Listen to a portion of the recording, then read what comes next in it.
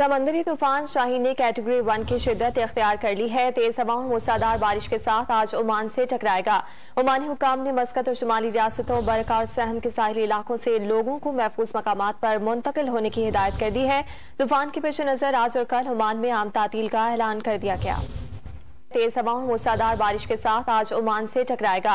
Omani हुकाम ने मस्कत और शुमाली रियासतों बरका और सहम के साहिली इलाकों से लोगों को महफूज मकामात पर मुंतकिल होने की हिदायत कर दी है। तूफान के पेश नजर आज और कल ओमान में आम तातील का ऐलान कर दिया गया। तेज हवाओं मूसलाधार बारिश के साथ आज ओमान से टकराएगा।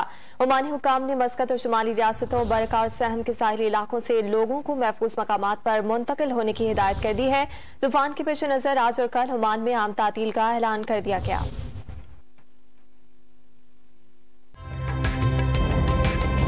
ताज़ा तरीन वीडियोस के लिए हमारा YouTube चैनल सब्सक्राइब करके बेल आइकन प्रेस करिए ताकि आपको मिले हर अपडेट सबसे पहले।